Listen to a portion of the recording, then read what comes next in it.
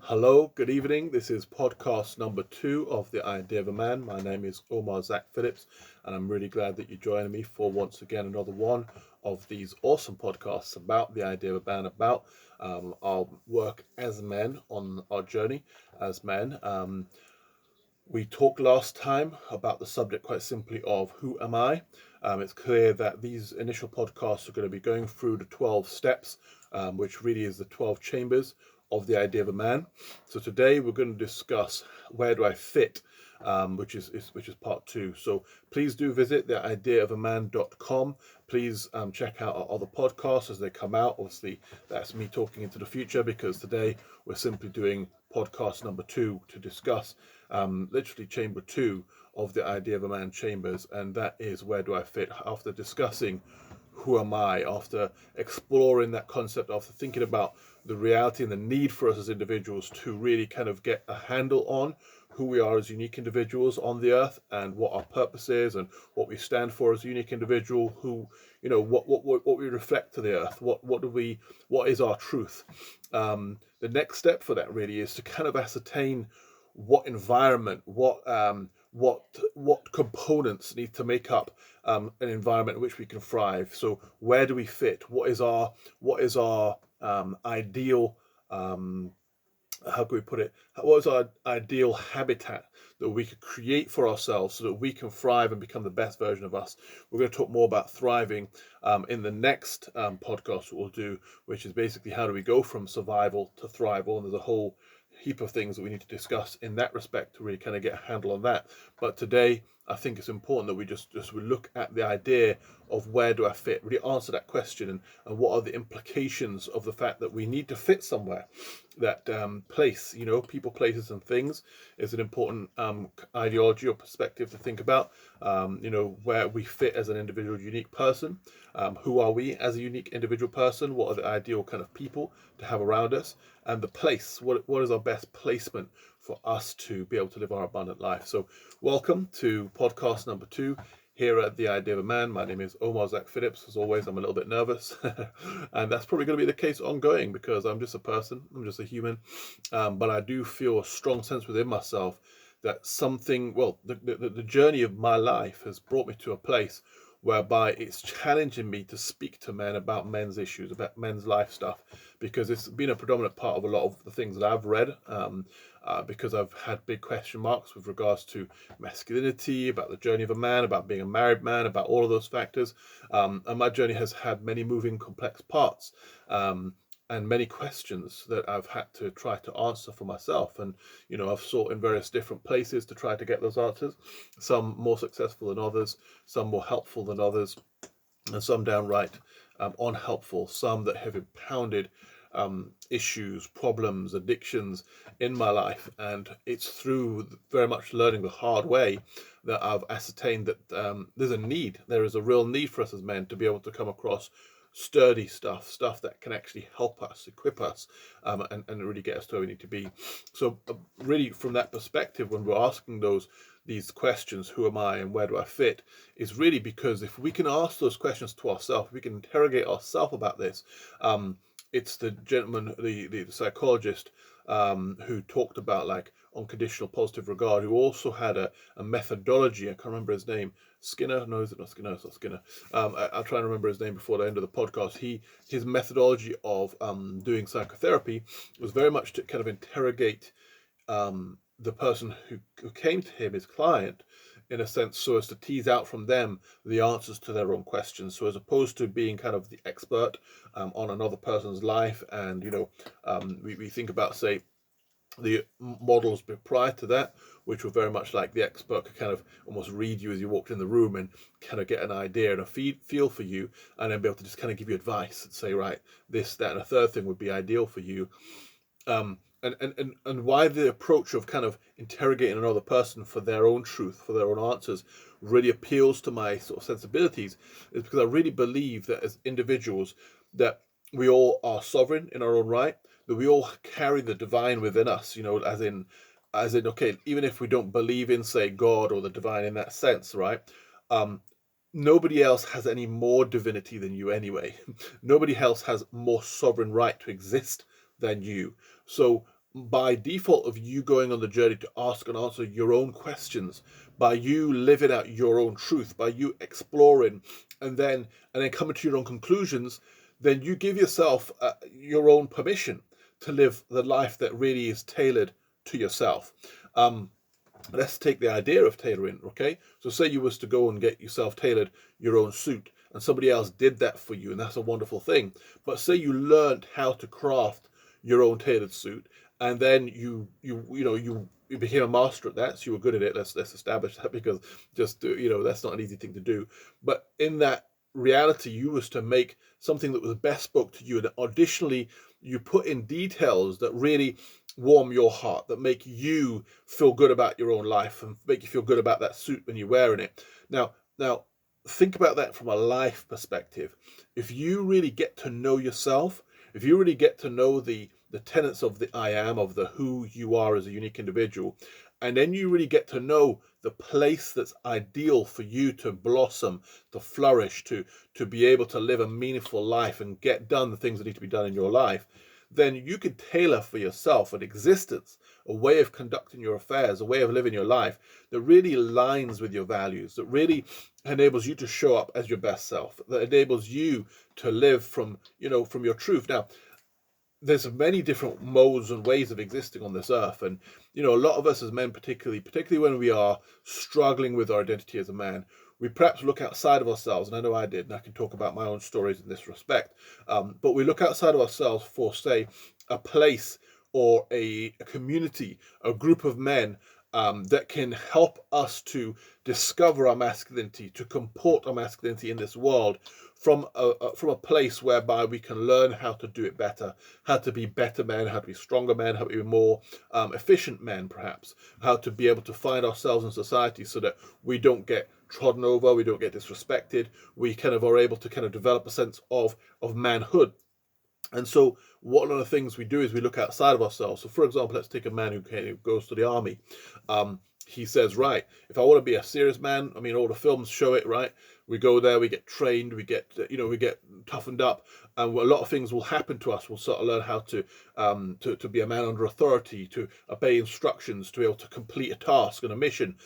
So we learn and we develop ourselves. We think, okay, that'll really help me to develop my skills as a man, to become a better man, to become a more rounded man, to be a more complete individual as a man.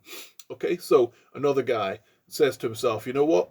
I need to kind of get in with the lads around here. I need to learn how to do crime the way that they do, and perhaps end up in prison. Now I'm in that environment. I need to toughen up and be that guy. So I need to learn the ropes of that environment. And so by being in that place where perhaps all of his contemporaries end up, he begins to develop his masculinity from that perspective. And there's many, many, many other places and things that lure and draw in different types of men. But essentially, we as men are looking outside of ourselves for where to discover our unique brand of man.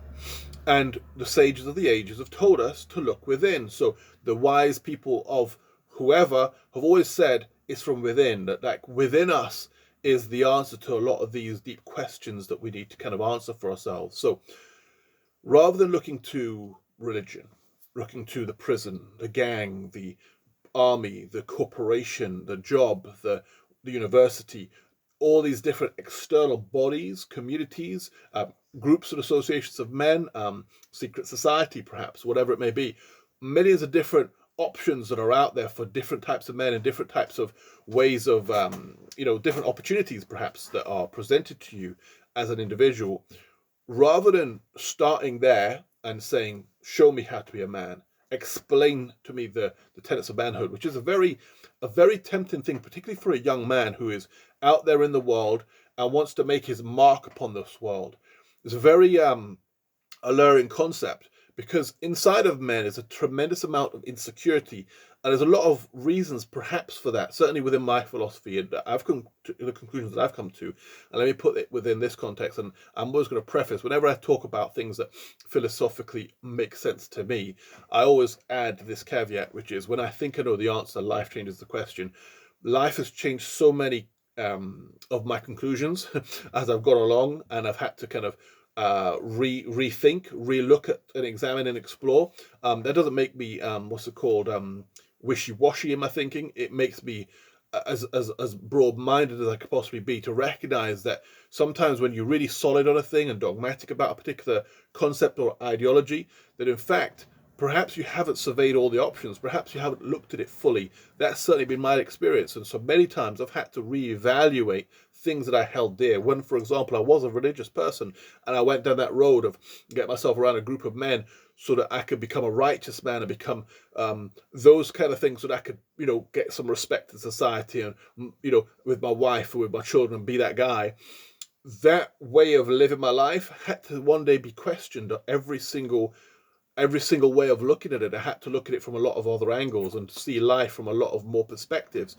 And when I did that, my entire life had to change. I had to think about life very, very differently, which is a powerful experience, albeit a very painful experience at the time, because I'd come to some conclusions. I'd made up my mind about some things. I was solid in what I believed to be the truth, and suddenly every single part of it. In fact, my connection to what I called God, which now perhaps I call Source or the universe. My connection to that was what was leading me out from my religious confine, which now I perceive to be more of a soul trap than, in fact, the way, the truth, and the life. And that's the point.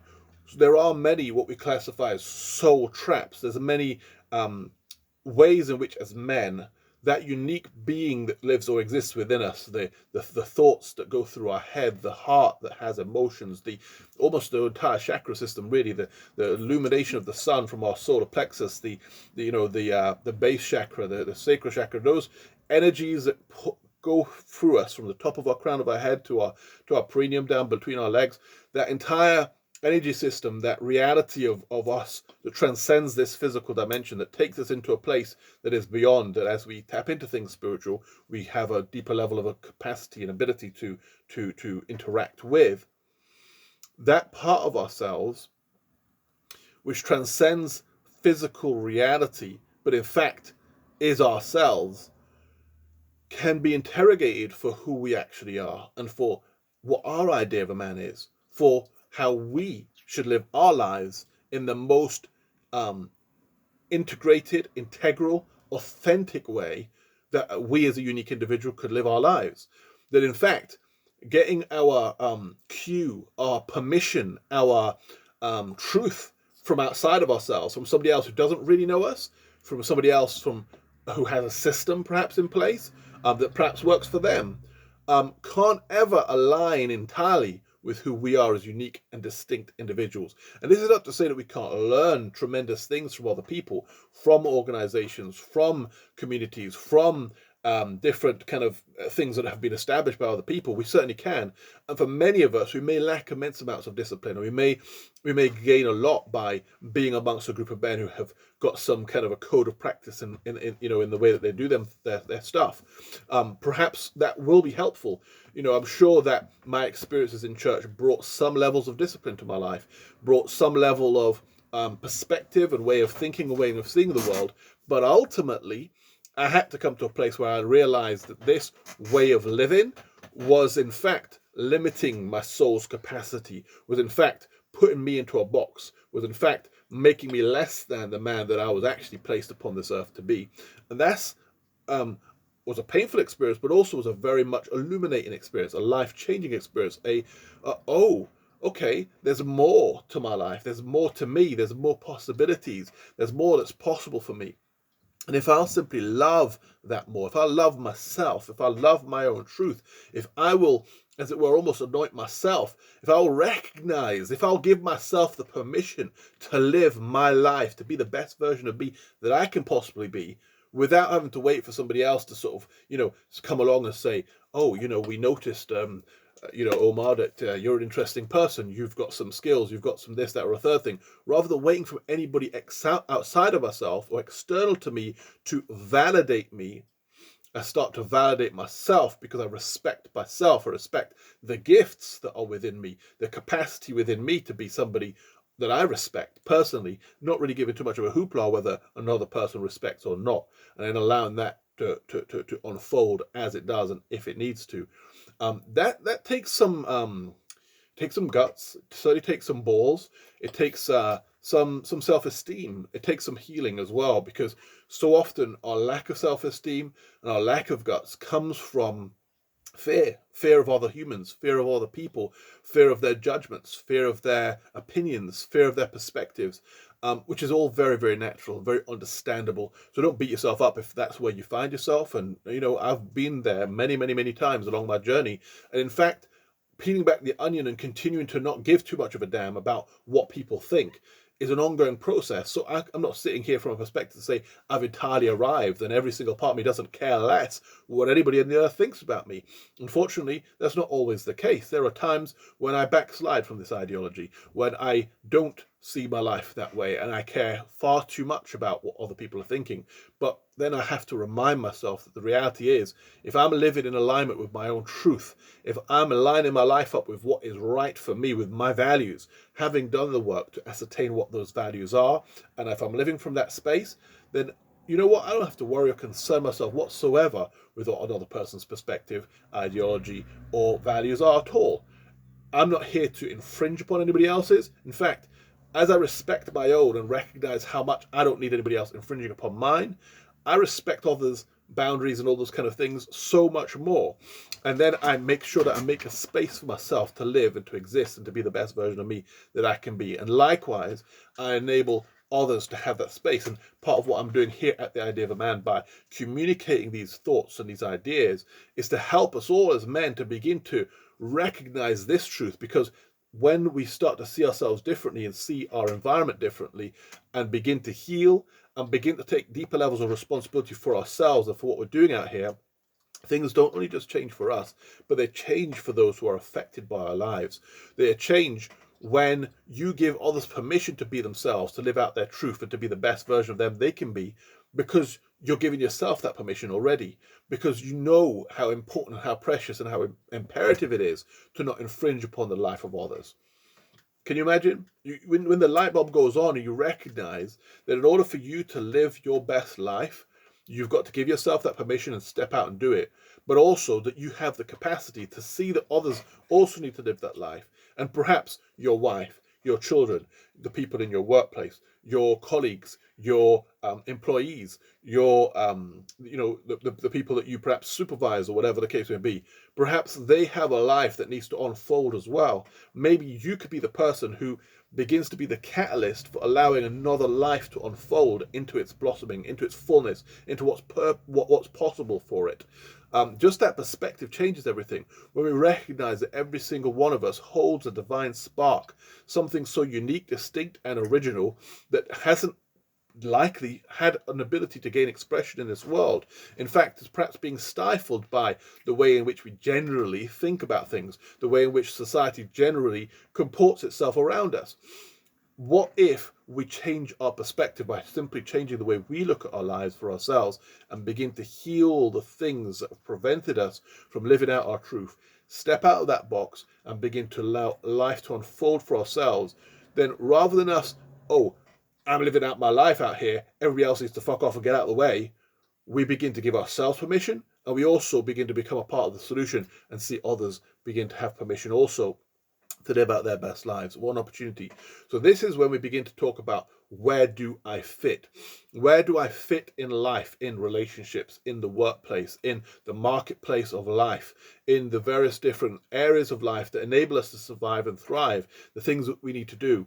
So if you've come to some conclusions with regards to what we discussed in our first podcast about who you are as a unique individual, if you've done some work to ask and answer some questions about your unique identity, perhaps you did a personality test, perhaps you looked at your star sign and, okay, well, it says that about me, does that resonate or not? If it doesn't resonate whatsoever, you look at it, you think, well, no, that doesn't reflect my truth, fine, and that's all good. But perhaps you look at that, you're like, well, I see myself in that. Isn't that interesting? And perhaps that is a kind of an ideological perspective that you could, to some extent, allow your mind and heart and emotions to subscribe to. Okay, so whatever it may be, as you begin to get deeper on an understanding of yourself and of your truth, and then scrap all the textbook and all the exercises and just get to a deeper knowledge of yourself by asking answers some valuable questions, perhaps getting some things down on paper, thinking about What are some specifics? Okay, here's the name that I've been given. Does the name suit me? Do I like the name that I've been given? What if I was to name myself something else? What would that be? What would I name myself? Because think about it. As an adult, you're going to be responsible perhaps for naming your children, okay?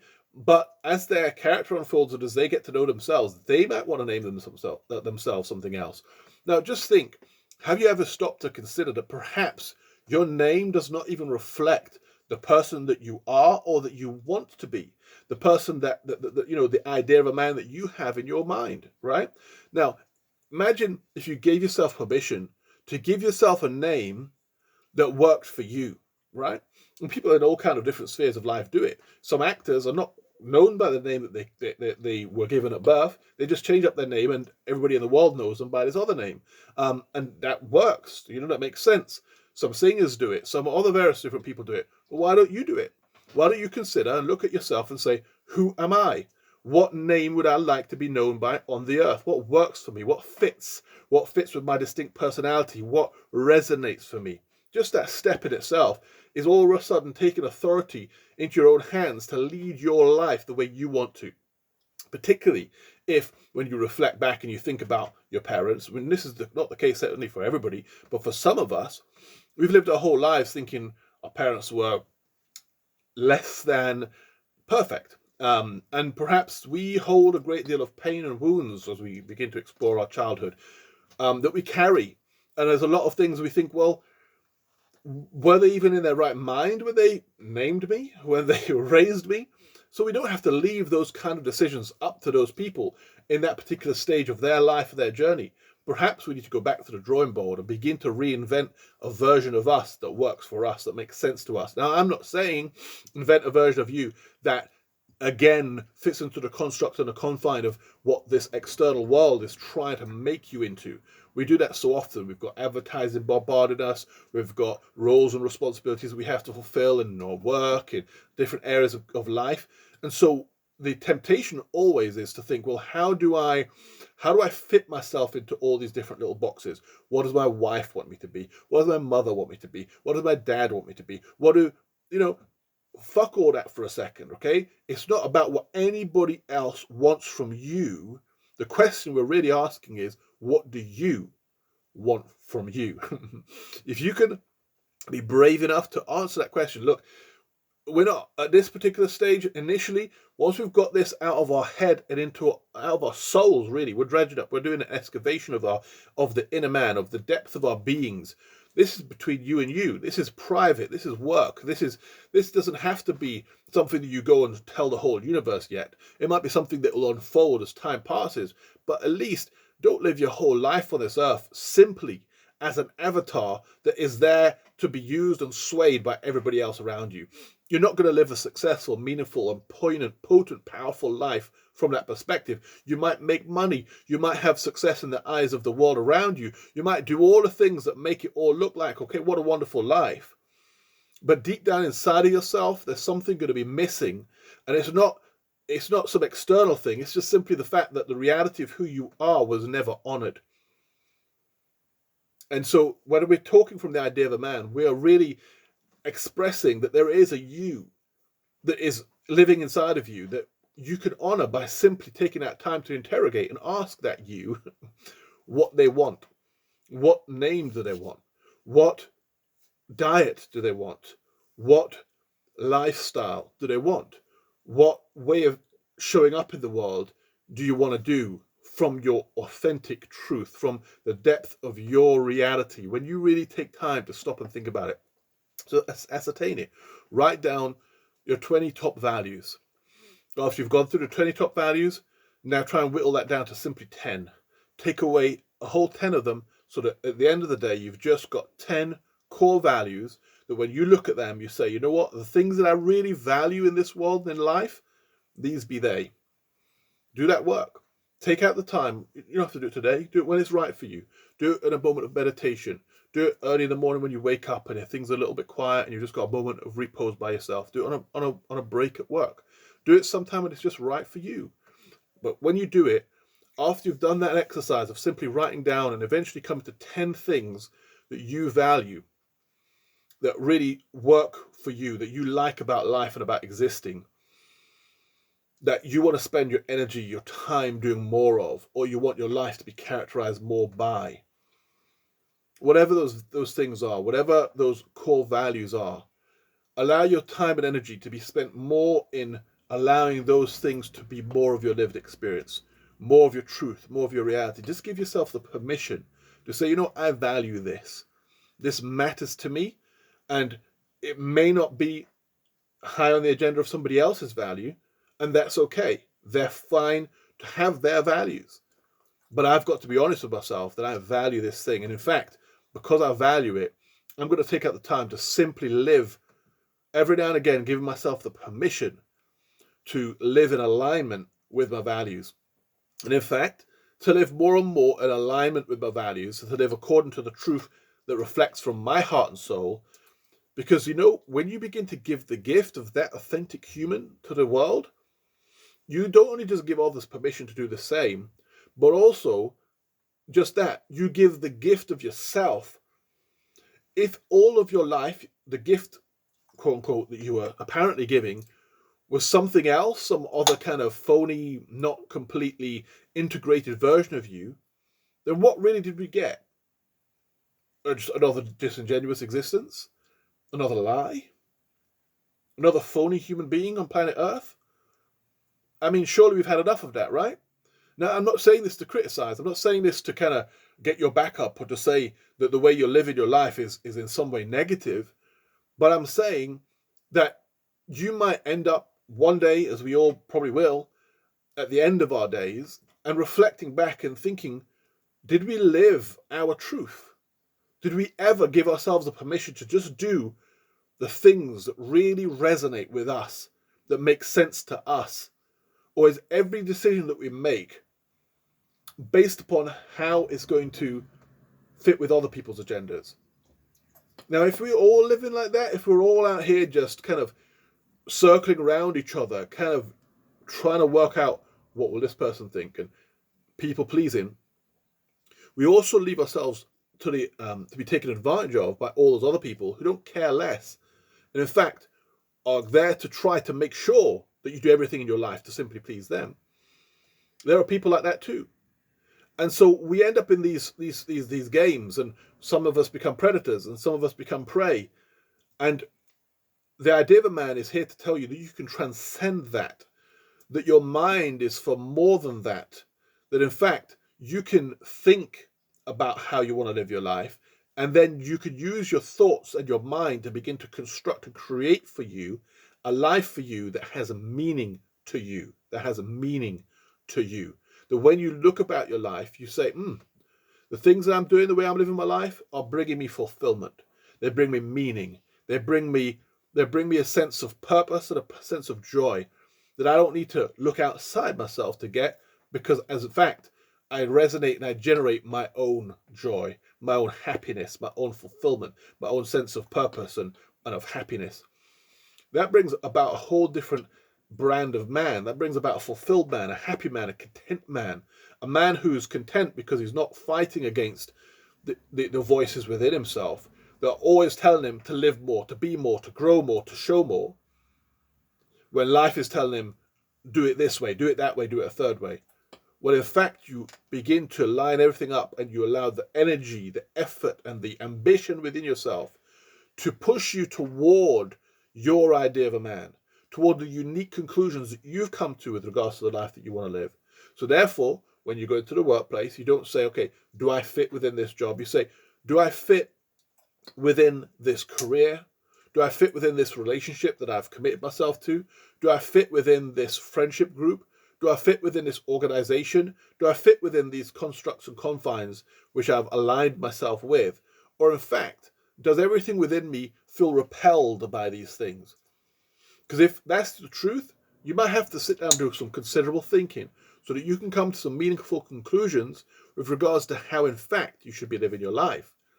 And this is not to upset your apple cart, throw the baby out with the bathwater, but I'm just saying that little by little, you might need to come to some deeper conclusions about what it is you're doing and how you're going to conduct your affairs and live your life, so that you can increase the level of fulfillment and meaning in your life. And so that when it all comes to a close, when it all comes to an end, you can know beyond a shadow of a doubt that the life you lived is your life. It's something you can own. It's something you can be proud of. It's something you could reflect to the next person like, this is who I am. This is how I live my life. This is my truth. And this is what I do. You don't have to, every single time you meet a new person, be like, okay, this is who I am. This is what I do. You know what I'm saying? But I'm saying that you know that you're living from that authentic space. It's going to show up in the very way you carry yourself, in the way that you comport yourself on a day-to-day basis, in the way that you find yourself in the workplace, because you're going to make different decisions. So you find yourself in a position where, you know, the best that you could do right now in order to handle your responsibilities and pay your bills and keep that roof over your head or whatever is to be in your 9 to 5, okay? But you know it's not your vocation. You know it's not necessarily where you're going to spend the rest of your days. Okay, so then when you know that about your life and your truth, then you begin to use that as a stepping stone, where previously it might have been a dead-end job, it might have been just a means to an end, it might have just been something to help you to get by, pay the bills and keep that roof over your head. Now, you got to think, how can I use this current situation to begin to leverage it against the situation I'm trying to create? Because now what you've done is you've given yourself vision. You've given yourself a purpose. You've given yourself a long-term goal, a North Star, something to aim towards. You know, if you aim for nothing, it's guaranteed you're going to hit it every time. But if you have an aim, if you have a goal, if you have a vision, you can begin to transform your whole life by allowing that vision to day by day percolate within your person, within your soul, and allow your decisions to be formed according to that vision. Allow your activities to be able to be constrained by the need to fulfill that mission that you've set for yourself. And again, I'm emphasizing set for yourself. We're not talking about something that you've discussed with another person per se. You may want to discuss some of these things with somebody. Perhaps you want to talk to a counselor or somebody who can help you with these things. But let that person be an unbiased person, not somebody who has an invested interest in you coming to conclusions about your own truth, because they may have some desire to kind of influence the direction in which this goes. You have to conclude this for yourself. You know, I've been married for almost 30 years. And my wife is the most fantastic person in my world. She's my best friend in the whole wide world. But when I had to come to some conclusions about these things for myself, if I was to consult her about these matters, it wouldn't help me, because she has a very deeply invested interest in who I am and how I conduct my affairs and live my life. And that's very understandable because we're in a committed relationship. But the reality is, if I don't show up as the most authentic, truthful version of me in our relationship, then I'm going to be pushing aspects of myself into shadow. I'm going to be living my life simply to please another person. And by doing so, she's never going to get the authentic, real version of me. And as a result, we're not going to be in a happy relationship. It's not possible. In fact, we're not going to be in an honest relationship. And that's even a deeper problem. So therefore, and this is hard learned, this is not something that I learned straight away. In fact, there's many years of my marriage in which I didn't live an honest life, where I kind of lived almost a double life, where the truth of the things that wanted to live and express themselves through me were trying to nudge out at the sides, were trying to push out of the shadow bag, trying to make me aware of their reality, of the fact that there was deeper and more that needed to be lived out and expressed through my existence. But because I was too afraid, too much of a coward, too scared to confront those realities in my life, because I never had this conversation or listened to a podcast where somebody had delineated what I'm delineating today to you as clearly as I'm delineating it, I continued to live that way, thinking that was the best way to conduct myself and to live my life, because I didn't see any options. But now that you've heard this, I'm afraid you have this option in front of you as well. So I'm hoping that as a result, you will look at your life and you will ask yourself some serious questions with regards to what is the truth for you, what is right for you. Where do you fit in this game of life, in this world that you've been living in? If you've made some decisions that don't line up with your values, that really don't reflect your truth, you're going to have to make some decisions with regards to what happens next for you. But it may well be, certainly for me, when I looked at things and I began to explore things, I concluded, when I just said a few moments ago that my wife is my best friend and she's exceedingly special to me, I concluded that was real. That wasn't just the thing that I should say because I'm a married man. That was actually the truth for me. That was something that I could say unequivocally. That was something that actually meant something deeply down inside. As I surveyed my values, I want to be a man who stayed married to this beautiful person for the rest of my life. So as I concluded that within myself, as I began to really look at what I wanted, and a big part of this whole thing is really about asking and answering for yourself, what do you want? There's a beautiful YouTube video by a guy called Earl Nightingale, and it's called The Strangest Secret, and it's a self-help video, and it's fantastic. But in the middle of it, there was a particular line that he spoke out, and it just really resonated with me so deeply. He asked the question, what do you want? And he was, asking the question from the perspective of saying that when you ascertain what it is you want, and then you take the time to go for it, to make it happen for you, because it is what you want and the life you are choosing for yourself, you've got so much more of a chance and a capacity and ability to actually get from A to B. But he was saying that the big problem with us as men, with individuals, as people, is that we don't actually know what we want. And so therefore we fall foul of that side of the coin, and we become simply automatons in somebody else's desires. So for example, the big boss at your work, right, has what they want. They want their corporation, their business, their organization to succeed. And so they need employees. They need people who will, keep the cogs of the wheels of their organization in motion. So therefore, if you're simply an employee within that person's organization, perhaps you're there fulfilling their want, and that's wonderful for them. But if you don't really want that, if that's not ultimately what you want, and you're not just using that, say, as a stepping stone to get to where you need to be in life, then one day you might look back with regret.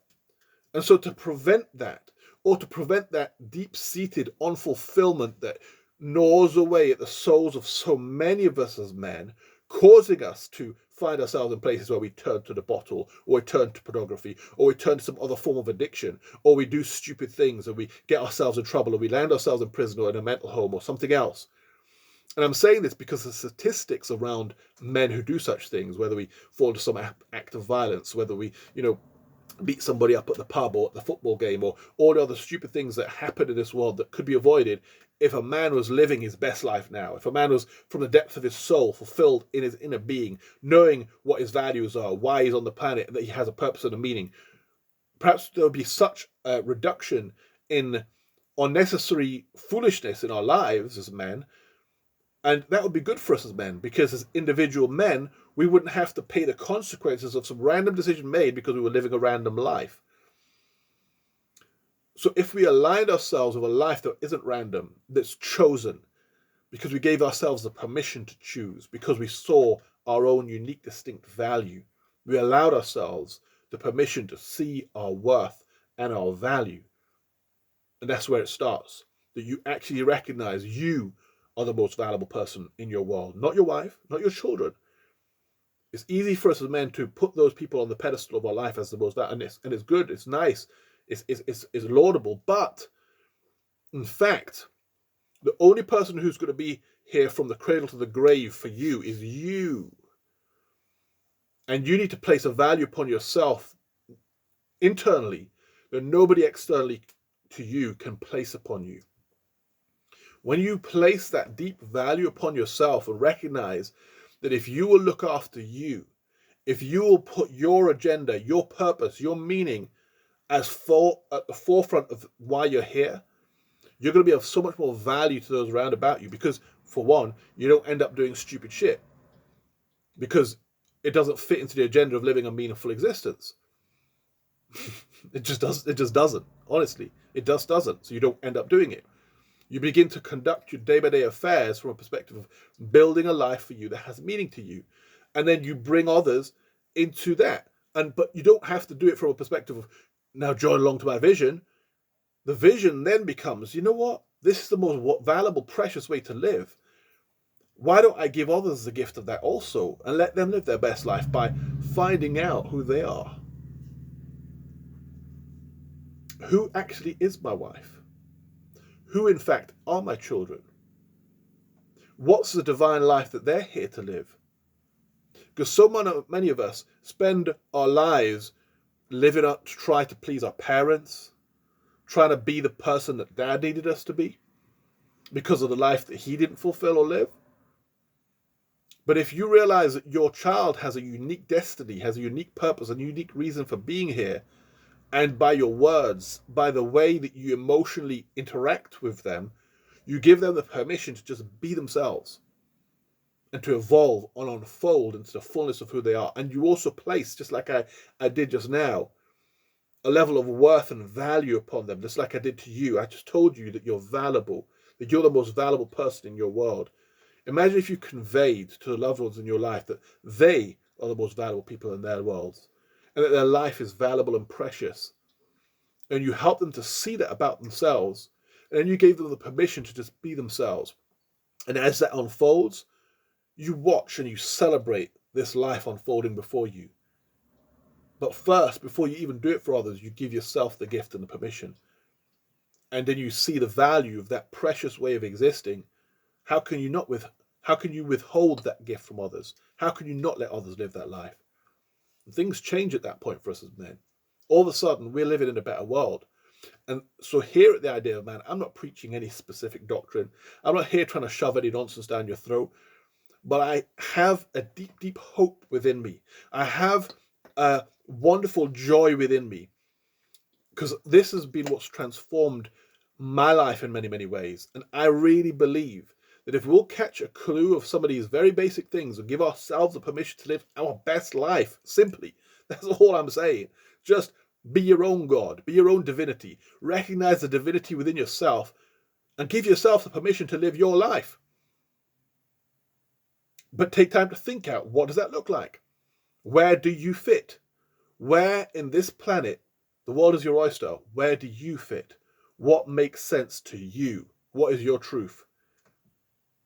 Really, like not peripherally. Okay, I'd love to just spend all my days on the beach with a beer in my hand. Okay, but are you fulfilling your potential? Because the question is never to compare ourselves against the next man, but to compare ourselves against what's possible for us. What potential do you have within you? That when you leave it all out on the floor, you've utilized everything within you, not comparing yourself against anybody else. Okay, yes, that person's an amazing basketball player. Yes, that person's an amazing athlete. Yes, that person's an amazing singer. But you can't sing, bro. So don't worry about it. Don't stop comparing yourself against this other individual. What can you do that perhaps nobody else could do, or nobody else could do it the way that you do it? What can you do? What is your truth? What can you bring to the table of life in a way that just enables us to see your truth? Take your time to think about that and then offer your gift to the world. Maybe there's a book inside of you. Maybe there is a song inside of you. Maybe there is a sporting activity. Maybe there's something else that, doesn't necessarily spring to mind. There's so many spheres and fields of endeavor that as unique individuals, we can take our time and energy to invest ourselves into that can bring immense amounts of fulfillment to us as unique individuals. And find that for yourself. Do that for yourself. And do that for those that you love so that they can understand and know who you are as a unique individual, because you are precious and you have a purpose and a reason to live on this earth. Let it unfold. Let it unfold. You've been listening to The Idea of a Man. This is Omar Zach Phillips. I'm signing off with podcast number 2. Next time, we're literally going to be talking about how do we go from just literally living in survival mode into thrival mode. It's going to be a powerful conversation. Make sure you stay tuned. It's been wonderful having this conversation, and I really enjoyed your company. We're going to talk again about these subjects, and hopefully soon we're going to start having some guests on this podcast. So look forward to those moments as well. But till then, have yourself an amazing life. Thank you.